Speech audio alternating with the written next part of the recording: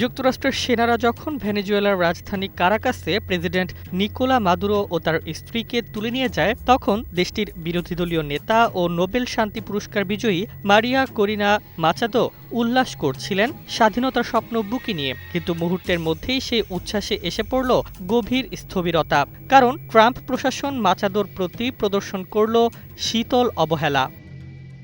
নতুন এবং ফিরে আসা গ্রাহকদের জন্য নগদে চলছে ক্যাশব্যাক সহ প্রতিদিন হাজারো উপহার জেতার সুযোগ। হবে আশা আর ফেরা, সারপ্রাইজ সেরা। ট্রাম্প নিজে স্পষ্ট জানালেন মাচাদোর সঙ্গে তার কোনো যোগাযোগ নেই, বরং মাদুরোর অনুগত ভাইস প্রেসিডেন্ট দেলসি রদ্রিগেজের সঙ্গে কাজ করতে আগ্রহী। রদ্রিগেজ, যিনি মার্কিন নিষেধাজ্ঞার তালিকায় রয়েছেন, ঘোষণা দিয়েছেন মাদুরোই ভেনেজুয়েলার প্রেসিডেন্ট। বিরোধী দলীয় নেত্রী মাচাদোর স্বপ্ন যেন এককালে কেবল মরীচিকা।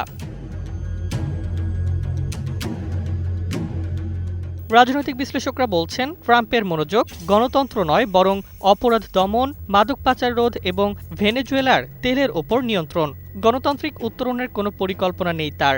এর চেয়ে বড় কথা, মাচাদোর প্রতি ট্রাম্পের বিশ্বাসের অভাব ছিল স্পষ্ট।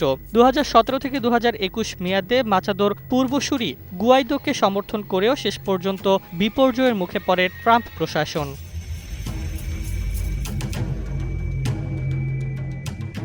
বিশেষজ্ঞদের মতে, মার্কিন প্রশাসনের জন্য ভেনেজুয়েলা এমন একটি দেশ হওয়া দরকার যা স্থিতিশীল, অর্থনৈতিকভাবে উৎপাদনশীল এবং মার্কিন স্বার্থের প্রতি অনুগত, গণতন্ত্র নয়। আর এ কারণেই নোবেলজয়ী মাচাদোর স্বপ্ন এবং ট্রাম্পের বাস্তবতার ফারাক তৈরি হল বিশাল গাফিলতি।